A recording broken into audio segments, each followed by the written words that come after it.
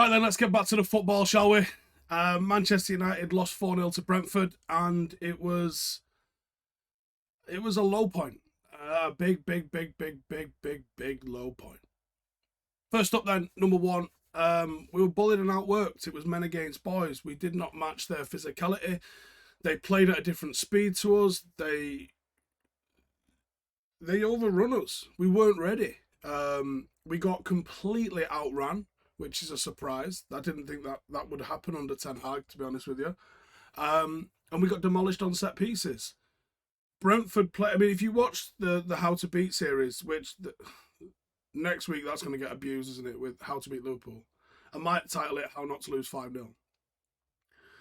The preview that we do highlights all of the things that happened in this game yesterday. Everything.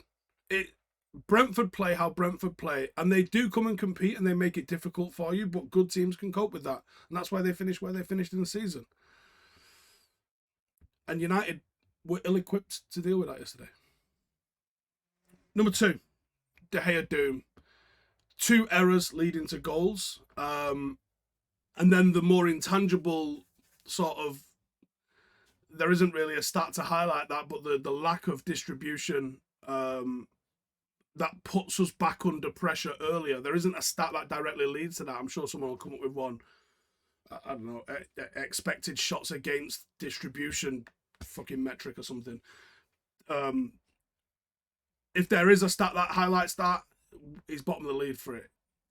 His lack of accurate distribution to a long distance means that he's forced to try to play short or turn possession over. There is no command of his area. He doesn't instill confidence in the defence.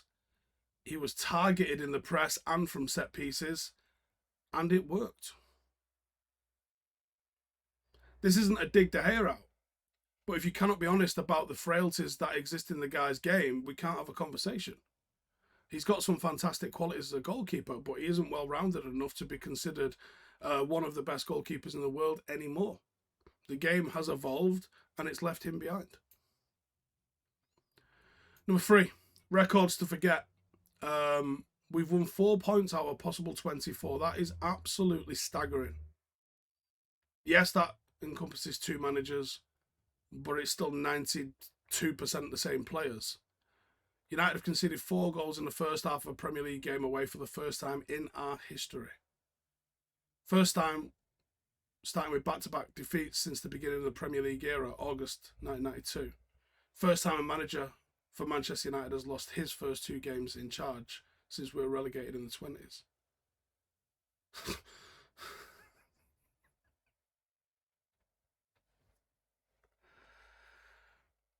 Number 4, recruitment shambles. And this is everything. Recruitment is everything. And it's not just about the people look at the figure. How much did they spend? It's not necessarily about how much did they spend. It's about what you got in. All summer long, we've highlighted free transfers, bargains, undervalued players that will come in and absolutely rocket Manchester United, right? Now, it's very easy for me to do that. And I'm not claiming to be better than Manchester United's scouting department.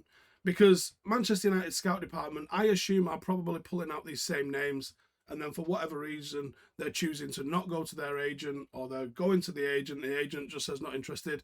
So you never hear of a bid going in the slightest. Or you go and they say 150 million, and you go, are you batshit crazy? Leave it.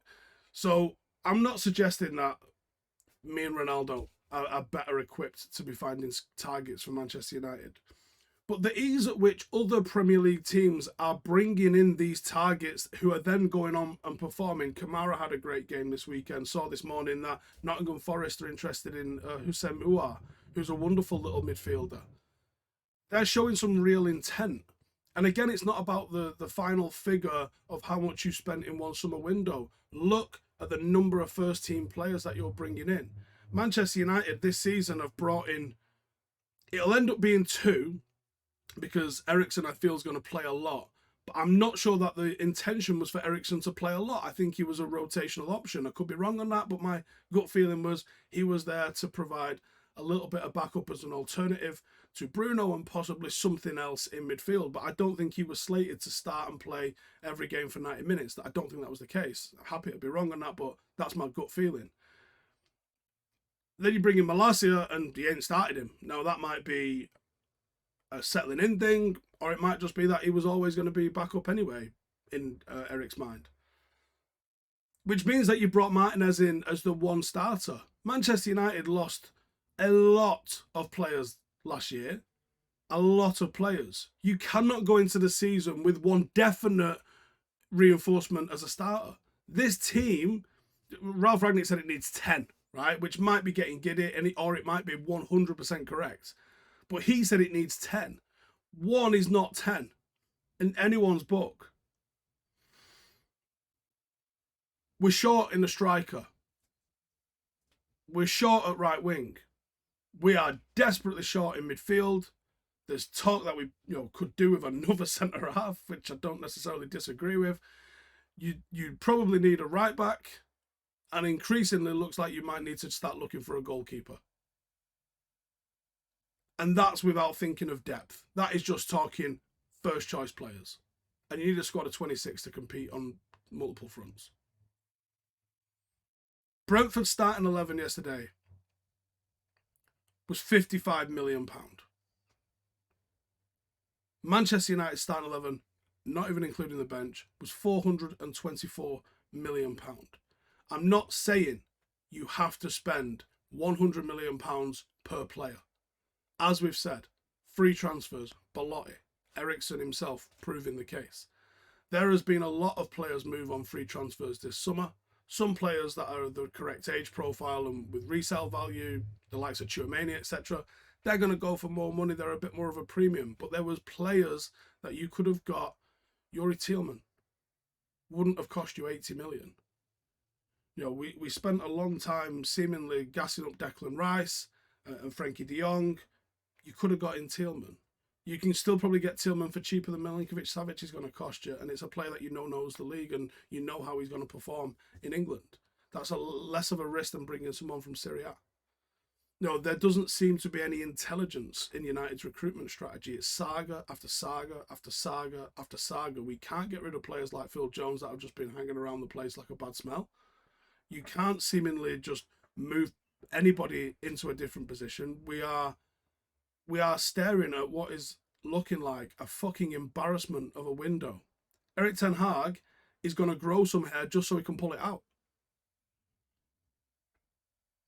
And number 5, Glazer effect. This is a fucking decade in the making.